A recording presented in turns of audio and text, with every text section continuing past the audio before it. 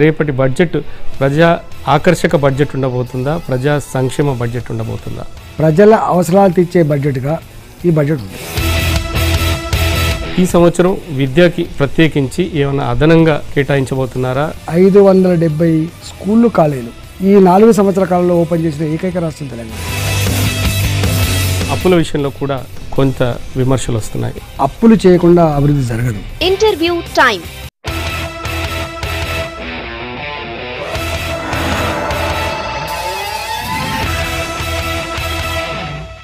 వచ్చే అసెంబ్లీ ఎన్నికలకు ముందు పూర్తి స్థాయి బడ్జెట్ను ప్రవేశపెట్టబోతున్నారు ఆర్థిక మంత్రి ఈటల రాజేందర్. బడ్జెట్లో ఉండే ప్రాధాన్యతలు ఏంటి, ఏ రంగానికి ప్రాధాన్యత ఇస్తారు, అదే సంక్షేమ రంగానికి ఈసారి పెద్దపీట వేస్తున్నారు, ఆ దిశగా బడ్జెట్ ఉండబోతుందా, బడ్జెట్లో రాష్ట్ర ప్రభుత్వ అంచనాలు ఏంటి అన్న దాని మీద ఆర్థిక మంత్రి ఈటల రాజేందర్ గారితో తెలుసుకుందాం. నమస్తే అండి రాజేందర్ గారు. నమస్కారం.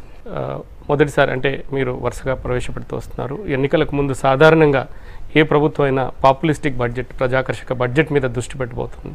కానీ ప్రాధాన్యత పరంగా తీసుకుంటే ఈ బడ్జెట్లో మీరు ఒక ప్రజా సంక్షేమానికి పెద్దపీట వేస్తున్నారా, ప్రజా ఆకర్షణకు పెద్దపీట, ఆ విధంగా ఎట్లాంటి బడ్జెట్ మీద మీరు ప్రవేశపెట్టబోతున్నారు?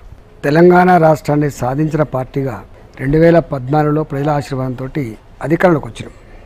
14 ఏళ్ల ప్రస్థానంలో తెలంగాణ ఏ సమస్యలు అయితే అనుభవించిందో, తెలంగాణ వస్తే ఏ సమస్యల పరిష్కారం అయితే ప్రజలు కాంక్షించిందో వాటి ఎజెండాగానే 2014లో దానికి పునాది పడ్డది. మేము ఏ సంవత్సరానికి ఆ సంవత్సరం బడ్జెట్ కేటాయింపులు అనే పద్ధతి కాకుండా 2014-15 ఆర్థిక సంవత్సరంలోనే 5 సంవత్సరాలుగా ఏ పని చేయడం ద్వారా తెలంగాణ బాగుపడుతుంది, తెలంగాణ చిన్న రాష్ట్రమని, కొత్త రాష్ట్రమని, పేద రాష్ట్రం అనే ఏ భావన అయితే ఉండనో అవన్నీ పటాపంచలు చేయగలుగుతామనేటువంటి దాంట్లో మొట్టమొదటి వ్యవసాయం మా ప్రాధాన్యత అంశంగా ఎంచుకొని దానికి కేటాయింపులు చేసుకున్నాం. 2వ ప్రాధాన్యత రంగం వెల్ఫేర్ యాక్టివిటీ, 3వ ప్రాధాన్యత రంగం వైద్యం కానీ, విద్య కానీ, ఇతరత్ర కార్యక్రమాల మీద మేము దృష్టి పెట్టాం. మీకు తెలుసు, ఇప్పటికే వ్యవసాయంలో 17,000 కోట్ల రూపాయలని రైతు రుణమాఫీ మీద ఇలా పే చేసి ప్రజలకు ఒక విశ్వాసం కలిగించడం. ఆనాడున్న ప్రతిపక్ష పార్టీలు ఈ 17,000 కోట్ల రూపాయలు కొత్త రాష్ట్రంలో ఎక్కడి నుంచి తెస్తారు, ఎట్లా సాధ్యమైందని చెప్పి మమ్మల్ని గేలి చేసిండ్రు. కానీ అలా సక్సెస్ఫుల్గా అవి కట్టుకోగలిగినాం. అది అయిపోయిన తర్వాత దేశంలోనే ఒక వినూత్నమైన పద్ధతిలో 4,000 రూపాయల ఎకరానికి ఒక పంటకు, ఒకవేళ ఆ యజమానికి 2 పంటలు కనుక పండితే 8,000 రూపాయలు చొప్పున 12,000 కోట్ల రూపాయలు అంచనా వేసి ఈ బడ్జెట్లో ప్రతిపాదించాలని చెప్పి మేము భావించుకున్నాం. అంటే ప్రతి సంవత్సరం రైతులకి ఇన్వెస్ట్మెంట్ సపోర్ట్ స్కీమ్ ఇలా ఇవ్వబోతాను ఈ సంవత్సరం నుంచి. దానికి అనుబంధంగా ఉన్న ఇరిగేషన్ రంగం ఏదైతే ఉందో మీకు తెలుసు, ఎంత మేము దూకుడుగా ఉన్నామో, ఎంత కమిట్మెంట్తో ఉన్నామో. ఒక ప్రాజెక్టు మొదలు పెడితే పర్మిషన్లు వచ్చే వరకే 4-5 ఏళ్ళు పట్టేది. ఇవాళ అతి తక్కువ కాలంలో పర్మిషన్లు తెచ్చుకొని 3 సంవత్సరాల కాలంలోపే కాళేశ్వరం ప్రాజెక్టుని రైతాంగానికి అంకితం చేయాలనేటువంటి కమిట్మెంట్ అయితే ఉందో ఇవాళ ఈ సంవత్సరాది కొంత మేరకు ఫుల్ఫిల్ అయిద్దని చెప్పి భావిస్తూ ఉన్నాం. 19-20 సంవత్సరాలకి పూర్తి స్థాయిలో అది ఫుల్ఫిల్ అయ్యేటువంటి ఆస్కారం ఉన్నది. దానికోసం పోయిన బడ్జెట్లో పెట్టిన ఖర్చు అయితే ఉందో 25 లక్షల కోట్ల రూపాయలని మేము నిర్దేశించుకున్నాము. ఆల్మోస్ట్ దరిదాపులు అది ఖర్చు పెట్టుకుంటాం. ఈ వచ్చే సంవత్సరానికి ఆ ఇరిగేషన్ రంగానికి మరింత నిధులు కేటాయించుకొని శరవేగంగా ప్రాజెక్టులు పూర్తి చేసే ప్రయత్నం చేస్తాం. 2వది వెల్ఫేర్ యాక్టివిటీలో కొత్త హాస్టళ్ళ ఏర్పాటు కానీ, రెసిడెన్షియల్ స్కూల్ ఏర్పాటు కానీ, పెన్షన్ కానీ, కళ్యాణ లక్ష్మి పథకం కానీ, 6 కిలోల బియ్యం కానీ ఇవైతే నడుస్తూ ఉన్నాయో వాటిని మరింత ఎఫెక్ట్గా అందించే ప్రయత్నం చేస్తాం. అంటే ముఖ్యంగా వీటన్నిటికంటే ఫ్లాగ్షిప్ ప్రోగ్రామ్స్ ఏదైతే ఉందో మిషన్ భగీరథ కావచ్చు, మిషన్ కాకతీయ కావచ్చు, తర్వాత ఇరిగేషన్కి సంబంధించిన వీటిని బడ్జెట్లో కాకుండా బడ్జెట్ బయట వేరే విధంగా నిధులు సమకూరుస్తాము అన్నారు. అది ఈ బడ్జెట్లో కూడా కంటిన్యూ చేసే అవకాశం ఉందా? 1,49,000 కోట్ల రూపాయలు పోయిన సంవత్సరం బడ్జెట్ పెట్టాం. Almost 5% budget out budget. ఈ సంవత్సరం కూడా బడ్జెట్ పెట్టుకుంటాం. బడ్జెటేతర 2 కలుపుకుంటే తప్పకుండా అంత ఖర్చు పెడతామనే విశ్వాసం లేదు. ఒక్క మాటలో చెప్పాలంటే తెలంగాణ ఒకనాడు ఇది అభివృద్ధి చెందుతుందా అనేటువంటి ఆ భయం నుంచి బయటపడి ఏదంటే అది చేయగలుగుతుంది ఏదంటే అది సాధించగలుగుతామంటే విశ్వాసం కల్పించడమే తెలంగాణ ప్రభుత్వం సాధించే గొప్ప విజయం. కాబట్టి వచ్చే సంవత్సరం ఇరిగేషన్ రంగంలో ఒక విప్లవాత్మకమైనటువంటి గుణాత్మకమైన మార్పు మాత్రం తప్పకుండా చోటు చేసుకుంటుంది. ఇవాళ మేము నమ్మేది అంతిమంగా గ్రామీణ ప్రాంత ప్రజల ఆర్థిక శక్తి బాగుపడకుండా ఈ బంగారు తెలంగాణ సాధ్యం కాదనేది మా భావన. కాబట్టే ఇవాళ గ్రామాలలో మేము వ్యవసాయంతో పాటుగా వ్యవసాయాన్ని అల్లుకొని బతికేటువంటి డైరీ కానీ, షీప్ కానీ, పోల్ట్రీ కానీ, లేదా దాని మీద ఆధారపడి బతికేటువంటి ఇతర కులాలు కానీ, వృత్తులు కానీ, వీళ్ళందరికీ కూడా ఏదో రూపంలో ఎకనామికల్ సపోర్ట్ స్కీమ్స్ అందించి బాగు చేయాలనే దాంట్లో మేము ప్రయత్నం చేస్తూ ఉన్నాం. దాంట్లో 2 కేటగిరీలు చేసుకుంటాం. ఒక కేటగిరీ ఏమో అసెట్స్ క్రియేట్ చేసే వృత్తులు, రెండవదేమో సర్వీస్ ఓరియంటెడ్ వృత్తులు. ఇవాళ నాయి బ్రాహ్మణం ఉందా, సర్వీస్ చేస్తారు. రజక సర్వీస్ ఓరియంటెడ్ వృత్తి. ఇవాళ గొర్రెల పెంపకం, అది గొర్రెల పెంపకం, చేపల పెంపకం, బర్రెల పెంపకం, పోల్ట్రీ పెంపకం, ఇవన్నీ అసెట్స్ క్రియేట్ చేసేటువంటి వృత్తి. కాబట్టి రెండింటి కూడా ఇవాళ ప్రోత్సహించుకొని వాటి బాగు చేసుకోవడం కోసం వాటికి నిధులు కేటాయించుకుంటున్నాం. తమకు తెలుసు 4,000 కోట్ల రూపాయలతో 50 లక్షల పైబడి గొర్రెలు ఇప్పటికే ఇచ్చినాం, ఇంకా ఇవ్వబోతున్నాం. కాబట్టి ఇట్లా మేము ఒకదానికొకటి అల్లుకొని బతికేటువంటి, ఒకదానికొకటి పెనవేసుకొని ముందుకు పోయేటువంటి కార్యక్రమాలు మేము విస్తృతంగా చేస్తా ఉన్నాం. ఈ సంవత్సరం మరింత ఎఫెక్టివ్ చేస్తాం. అంటే గత 4 బడ్జెట్లు తీసుకుంటే వార్షికంగా ప్రతి సంవత్సరం 15 నుంచి 16% వృద్ధి రేటుతోన ప్రతి బడ్జెట్ను ప్రవేశపెట్టబోతున్నారు. ఇది పూర్తి స్థాయి బడ్జెట్ ఈ వచ్చే ఎన్నికలకు ముందు కాబట్టి గతంలో రాబడుల పరంగా తీసుకుంటే 15% మేర 15% మధ్యలో రాబడుల అంచనా ఉంది అన్నట్టుగా ఒక రిలీజ్ చేశారు. దాన్ని దృష్టిలో పెట్టుకొని 15-16% వృద్ధి రేటు ఉంటుందా ఈ బడ్జెట్లో, అంచనాలు కేటాయింపులు, లేదంటే 20% ఉంటుందని ఒక మాట వినబడుతుంది. ఏ స్థాయిలో ఏ రంగానికి ఉండబోయే అవకాశం ఉంది? తప్పకుండా గతంలో మీరు చెప్పినట్టుగా 15%, 18%, 20% అయితే అనుకున్నాము. పోయిన సంవత్సరం అంటే 2017-18 ఆర్థిక సంవత్సరంలో డిమానిటైజేషన్ ప్లస్ జిఎస్టీ వల్ల కొంత మందగించడం వాస్తవం. ఇవాళ ఈ 6 నెలల కాలంలో దాని నుంచి అధిగమించగలుగుతున్నాం. వచ్చే ఆర్థిక సంవత్సరానికి జిఎస్టీ వల్ల కానీ డిమానిటైజేషన్ కానీ ఎఫెక్ట్ ఉండకుండా కొంత మంచిగా మళ్ళీ ముందుకు పోయే ఆస్కారం ఉంటుంది. కాబట్టి వచ్చే సంవత్సరానికి మరింత గొప్పగా ఆదాయం వస్తుందని చెప్పి భావిస్తాను. ఒకటి దాన్ని దృష్టిలో పెట్టుకొని ఈసారి రిసీట్స్ మా ఆదాయాలు ఎక్స్పెక్ట్ చేసుకొని ఎక్స్పెండిచర్ కూడా అదే పద్ధతిలో పెట్టబోతున్నాం. అంటే మీరు ఇందాక జిఎస్టీ గురించి మాట్లాడారు. జూలై 1 తర్వాత అమల్లోకి వచ్చిన జిఎస్టీ ముందు ఏదో వాణిజ్య పన్నులు రాష్ట్రానికి ఏదైతే ఇంతకుముందు వ్యాట్ అంచనా పరంగా చూసుకుంటే చాలా ఎక్కువ ఆదాయం ఉండేది.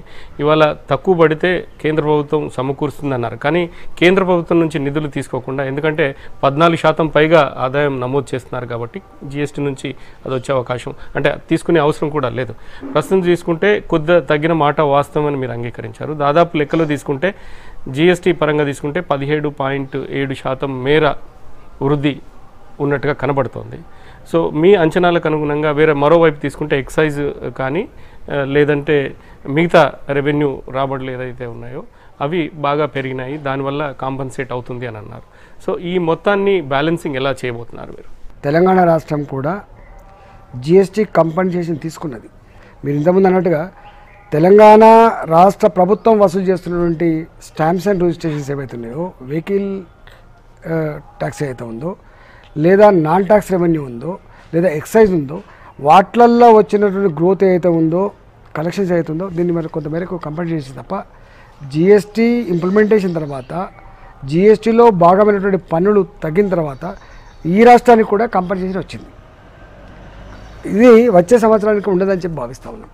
అంటే మరో విషయం తీసుకుంటే కీలకమైన అంశం అప్పుల విషయంలో కూడా కొంత విమర్శలు వస్తున్నాయి. ఈ రాష్ట్ర ప్రభుత్వం చాలా ఎక్కువ అప్పులు చేస్తుంది. ఎందుకంటే రాష్ట్ర విభజన తర్వాత 61,000 కోట్ల రూపాయలు అంటే ఏదైతే కంబైన్డ్ స్టేట్ నుంచి వచ్చిన రాష్ట్ర వాటా కింద ఆస్తులు అప్పులో భాగంగా వచ్చింది.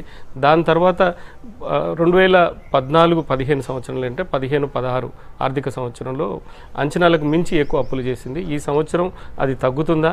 అప్పుల భారం రాష్ట్రం అంటే ఉంది, దాన్ని ఎట్లా తీర్చబోతున్నారు? సరే, ఏ ప్రోగ్రెసివ్ స్టేట్ అయినా దేశమైనా అప్పులు చేయకుండా అభివృద్ధి జరగదు. ఇవాళ మనం ఒక ఇండస్ట్రీ పెడతాం, మన కాంట్రిబ్యూషన్ ఎంత ఉంటుందండి? బ్యాంకుల కాంట్రిబ్యూషన్ ఎంత ఉంటుంది మీకు తెలుసు.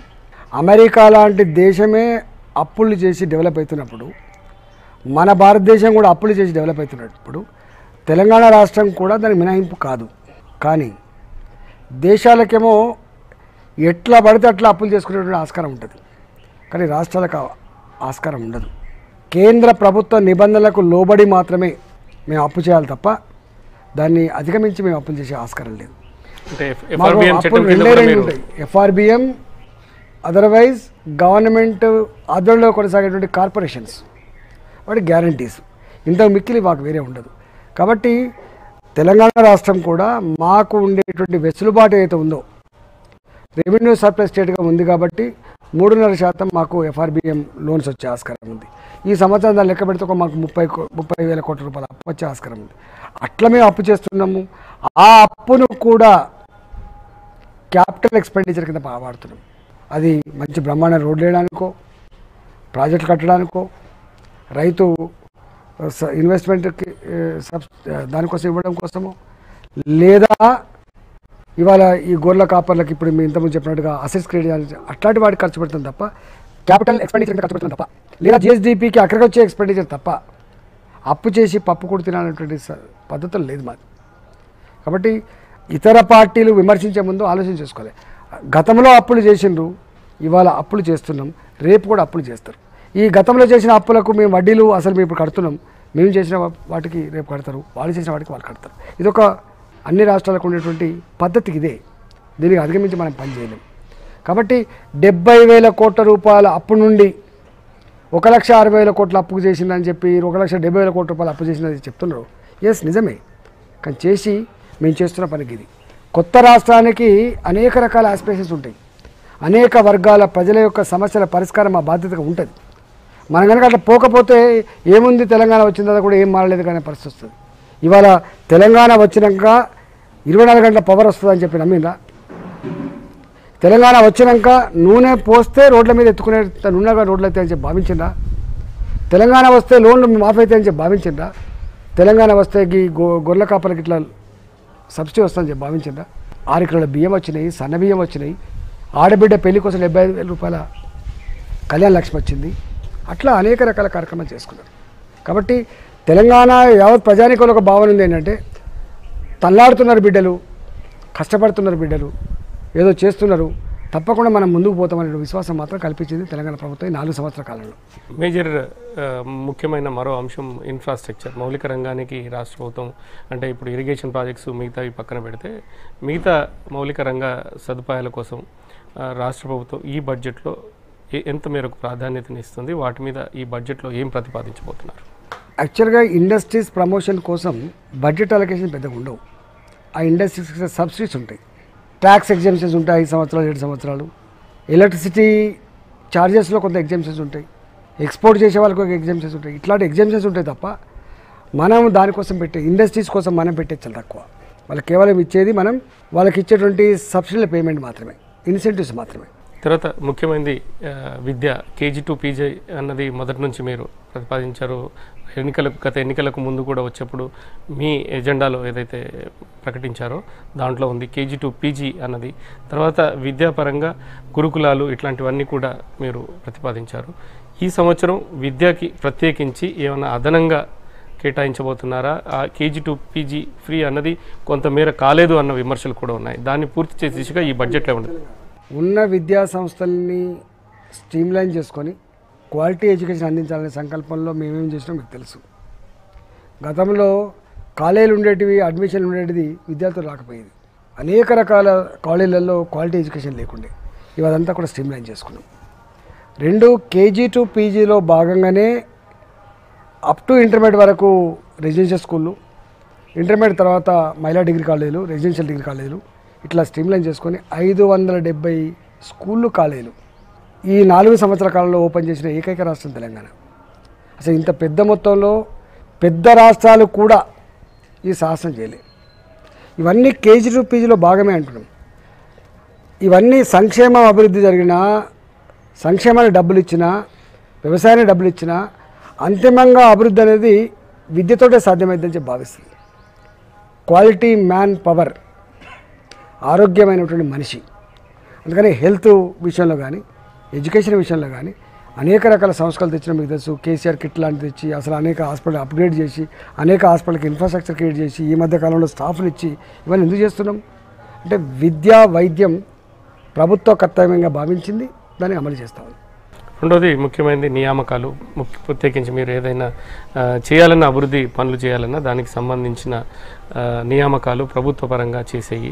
ముఖ్యంగా విద్యా విషయంలో ఇప్పటికే టీఆర్టీ నోటిఫికేషన్ ఇచ్చారు, దానికి పరీక్షలు కూడా జరిగాయి.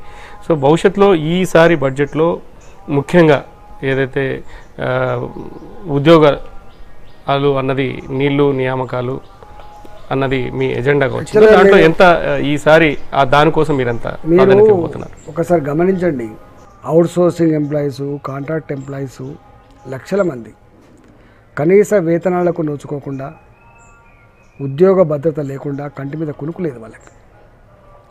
ఆశా వర్కర్లకు 1500 రూపాయలు, ఏఎన్ఎం కాంట్రాక్ట్కి ఎంత జీతం ఇచ్చేదో మీకు తెలుసు. Contract teacher, contract lecturer, contract ANM, అవుట్ సోర్సింగ్లో పనిచేసినటువంటి అంగన్వాడీ టీచరు, ఇట్లా రకరకాల పద్ధతులు కనీస వేతనాలు నోచుకోలేదు. ఇవాళ అందరి జీతభత్యాలు పెంచుకున్నాం. మీరు చూడండి, అంగన్వాడీ టీచర్ది పెంచుకుంటే, ఆశా వర్కర్ది పెంచుకుంటే, కాంట్రాక్ట్ టీచర్ది పెంచుకుంటే, కాంట్రాక్ట్ ఏఎన్ఎం పెంచుకుంటే, కంటింజెంట్ ఎంప్లాయీగా పనిచేసిన 1650 రూపాయల జీతం ఉన్నోడు కూడా ఇవాళ జీతం పెంచుకొని వాళ్ళందరికీ ఒక రకమైనటువంటి భద్రత, గౌరవంగా బతికేటువంటి అవకాశం కల్పించింది. రెండవది మీరు ఇప్పుడే చెప్పిండ్రు, పోలీస్ రిక్రూట్మెంట్ బోర్డు ఇప్పటికే బ్రహ్మాండంగా పనిచేసి రిక్రూట్మెంట్ చేసుకుంటూనే ఉంది, సింగరేణి చేసుకుంటూనే ఉంది, ఎలక్ట్రిసిటీ డిపార్ట్మెంట్ చేసుకుంటుంది, ఆర్టీసీ చేసుకుంటుంది. దానికి తోడుగా వైద్యపరమైన డిపార్ట్మెంట్ కూడా వాళ్ళు చేసుకుంటూ ఉంటారు.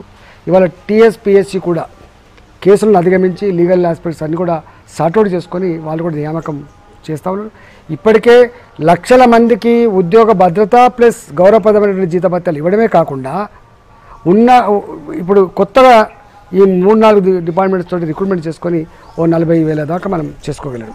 వచ్చే సంవత్సరం ఇంకో కొంత ఎఫెక్ట్గా పనిచేసుకోవాలంటే ఉద్దేశంతో బాధ్యత బడ్జెట్లోనే వచ్చే సంవత్సరం ఇంత నియామకాలు అయితే అని చెప్పి బడ్జెట్లో పెట్టుకోవడం జరిగింది సార్. అంటే దీంట్లో ముఖ్యంగా చూసుకుంటే జీతాల భారం అన్నది చాలా పెరుగుతొస్తుంది. ఎందుకంటే మీరు ఇప్పటికే ఉన్న దాంట్లో ప్రభుత్వంలో ఒకటి ఎవరికైతే రిటైర్మెంట్ అయిన వాళ్ళకి ఇచ్చే పింఛన్లు, అదేవిధంగా ప్రభుత్వం పనిచేస్తున్న వాళ్ళకి ఉద్యోగాలు, ఈ భారం క్రమంగా పెరుగుతుంది. దీన్ని కంట్రోల్ చేయాల్సిన అవసరం ఉంది అన్నది ఆర్థిక రంగ నిపుణుల నుంచి ఒక సూచన వస్తుంది. కేంద్ర ప్రభుత్వం కూడా వీటి మీద దృష్టి పెట్టమని చెప్పింది. సో ఒకవైపు నియామకాలు మీరు పెంచుతామంటున్నారు, మరోవైపు ఈ భారం పెరుగుతుంది. దీన్ని ఆదాయపరంగా చూసుకుంటే ఎట్లా బ్యాలెన్స్ చేయబోతుంది? ఇప్పుడు కూడా గట్లాంటి ఎక్స్పెండిచర్ని కొంత మినిమైజ్ చేసుకోవాల్సిన అక్కడ ఉంటమాట వాస్తవం కావచ్చు. కానీ కనీస వేతన చట్టాలను అమలు చేసే ప్రభుత్వాలు కనీస వేతనం ఇవ్వకుండా ఎట్లా ఇట్టి చాకరీ చేయించుకుంటుంది చెప్పండి? ఇప్పుడు ఇన్ని రకాల కార్యక్రమాలను అమలు చేయాలన్నప్పుడు మ్యాన్ పవర్ లేకుండా సాధ్యం ఎట్లయితుంది? కనీస మ్యాన్ పవర్, కనీస జీతం అనే కాన్సెప్టే మేము చేస్తున్న పని. మేమేం ఆడంబరాలకు పోయి అవసరం లేకున్నా కూడా అనాలోచితంగా ఎంప్లాయ్మెంట్ రిక్రూట్మెంట్ చేస్తలేము. రిక్రూట్మెంట్ అంతా కూడా అవసరం మేరే చేస్తున్నాము. చేసుకున్న వాడికి భద్రత కల్పిస్తున్నాము. భద్రత కలిగిన తర్వాత కనీస గౌరవప్రదమైన వేతనం ఇస్తున్నాం. అది తప్పు కాదు కదా. తర్వాత ముఖ్యమైనది మీరు ఇంతకుముందు మాట్లాడుతూ ప్రజా సంక్షేమము, వెల్ఫేర్ అన్నది ముఖ్యంగా బీసీకి సంబంధించి ముఖ్యమంత్రి ఇటీవల కాలంలో మాట్లాడిన చాలా సందర్భాల్లో బీసీ సంక్షేమం కోసం ప్రాధాన్యత ఎక్కువగా ఉంటుంది అన్నది మాట్లాడుతూ వచ్చారు. అందుకు అనుగుణంగా ఈ బడ్జెట్లో బీసీ సంక్షేమాని కోసం ప్రత్యేకంగా ఏమన్నా ప్రకటించే అవకాశం ఉందా? వ్యవసాయం తర్వాత అత్యధికంగా ప్రాధాన్యత ఎస్సీ, ఎస్టీ, మైనార్టీ, బీసీ వెల్ఫేర్కే ఇస్తున్నాం. ఇప్పటికే అనేక రకాల కార్యక్రమాలు చేస్తున్నాం. మీకు తెలుసు, 35,000 కోట్ల రూపాయలు ఖర్చు పెడుతున్నాం సంక్షేమంలో. వచ్చే సంవత్సరం బీసీల పరంగా ఇవాళ గొల్ల కుర్మలకు అందినాయి, మత్స్యకారులకు అందుతున్నాయి, పద్మశాలకు అంతా ఉంది, చేనేత కార్మికులకు అంతా ఉంది. ఇప్పుడు అందాల్సింది నాయి బ్రాహ్మణ, రజక, విశ్వకర్మలు, ఎంబీసీలు, గౌడ్సు ఇట్లాంటి వాళ్ళకు కూడా కొంత సపోర్ట్ చేసే అక్కడ ఉండేది. ఎకానమీ అనేది కాన్సన్ట్రేట్ కావద్దండి. ఎకానమీ అనేది ప్రజల చేతిలోకి పోవాలి, మళ్ళీ ప్రజల చేతుల నుంచే ప్రభుత్వానికి వస్తే తప్ప ఎకానమీ ఎక్కడ పోదు. కొద్దిమంది వ్యక్తులకే వస్తేనేమో అవి బ్యాంకులలో పోతాయి, ఇంకో రూపంలో దాటిపోయే ఆస్కారం ఉంటుంది. కానీ ప్రజల చేతికి కనుక ఎకానమీ వస్తే, ప్రజల చేతిలో కూడా డబ్బులు మిగిలితే అవి మళ్ళీ ఇక్కడనే ఖర్చు అయ్యి ఈ రాష్ట్రానికి వచ్చే ఆస్కారం ఉంటుంది. కాబట్టి ఇవాళ దాని మీద ఆధారపడే ఇవాళ అనేక రకాల కార్యక్రమాలు నేరుగా ప్రజలకు ఇచ్చే ప్రోగ్రాం పెట్టాము. మళ్ళీ మనకు వాపసు రూపంలో వస్తాయి. ఒక మాట చెప్పాలంటే ఏ వర్గ ప్రజలకైనా ఈ ప్రభుత్వం ఉంది, మమ్మల్ని ఆదుకుంటున్న విశ్వాసం అయితే వచ్చింది. ఒక కీలకమైన బడ్జెట్ అంశాలకు వస్తే ప్లానింగ్ నాన్ ప్లానింగ్ బడ్జెట్ మధ్యలో ఏదైతే ఇంత గతంలో ఉండదో అది కొంచెం బ్యాలెన్స్ తప్పుతోంది అన్నది ఒకటి ఉంది. సో ఆ దిశగా కంట్రోల్ చేసే దిశగా ఉంటుంది. చాలా మటుకు బడ్జెట్లో కేటాయింపులో మాదిరిగా ఉంటుంది. ఖర్చు విషయానికి వస్తే దానికి ఒక కోయిన్సైడ్ లేదు అన్నది ఉంటుంది. దాన్ని బ్యాలెన్స్ చేయడానికి ఏమైనా గతంతో పోలిస్తే రెవెన్యూ ఎక్స్పెండిచర్ కొన్ను అసలు క్యాపిటల్ ఎక్స్పెండిచర్కి చాలా గ్యాప్ ఉండే. కానీ ఇప్పుడు రెవెన్యూ ఎక్స్పెండిచర్ మధ్య క్యాపిటల్ ఎక్స్పెండిచర్ మధ్య అంత గ్యాప్ లేదు. సాధ్యమైనంత మేరకి మీరు చూస్తున్న మా ఇన్వెస్ట్మెంట్స్ పవర్ జనరేషన్ మీద పోతాయి, వాళ్ళ సంస్థలు ఉన్నాయి. ఇరిగేషన్ మీద పోతుంది, అది మేము పెడుతున్నది. మిషన్ భగీరథ మీద పోతాయి, మిషన్ కాకతీయ మీద పోతాయి. ఇవన్నీ ఉత్పాదక రంగాలకు పనికొస్తాయి. ప్రజల ఆర్థిక శక్తిని పెంచేదిగా, ప్రజల ఆరోగ్యాన్ని కాపాడేదిగా పనిచేస్తాయి. కాబట్టి తప్పకుండా ఇలా ఈ క్యాపిటల్ ఎక్స్పెండిచరే ఎక్కువ ఉంది తెలంగాణలో. వేరే ఏ రాష్ట్రంలో కూడా అంత గొప్పగా లేదు. అంటే చివరిగా బడ్జెట్ ప్రజా ఆకర్షక బడ్జెట్ ఉండబోతుందా, ప్రజా సంక్షేమ బడ్జెట్ ఉండబోతుందా? వచ్చే ఎన్నికలను దృష్టి పెట్టి మీరు బడ్జెట్ను ప్రవేశపెడతారా? ఏ ప్రాధాన్యత మీరు ఈ బడ్జెట్లో చేసి క్లుప్తంగా చెప్పగలరు? ప్రజల్ని ఆకర్షించడానికి బడ్జెట్ పెట్టే కంటే కూడా ప్రజల అవసరాలు తీర్చే బడ్జెట్గా, ప్రజలు మెచ్చే పద్ధతిగా ఈ బడ్జెట్ ఉంటుంది. థ్యాంక్ యూ అండి రాజేంద్ర గారు, thank you very much. Thank you. ఇది రేపు ప్రవేశపెట్టబోయే బడ్జెట్ మీద ఆర్థిక మంత్రి ఈటెల రాజేందర్ అభిప్రాయము. ఇది special interview. Keep watching V6 news as it is.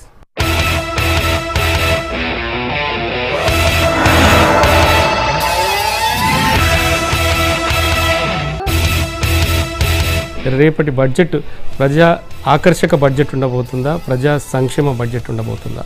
ప్రజల అవసరాలు తీర్చే బడ్జెట్గా ఈ బడ్జెట్ ఉంది. ఈ సంవత్సరం విద్యకి ప్రత్యేకించి ఏమైనా అదనంగా కేటాయించబోతున్నారా? 570 స్కూళ్ళు, కాలేజీలు ఈ 4 సంవత్సరాల కాలంలో ఓపెన్ చేసిన ఏకైక రాష్ట్రం తెలంగాణ.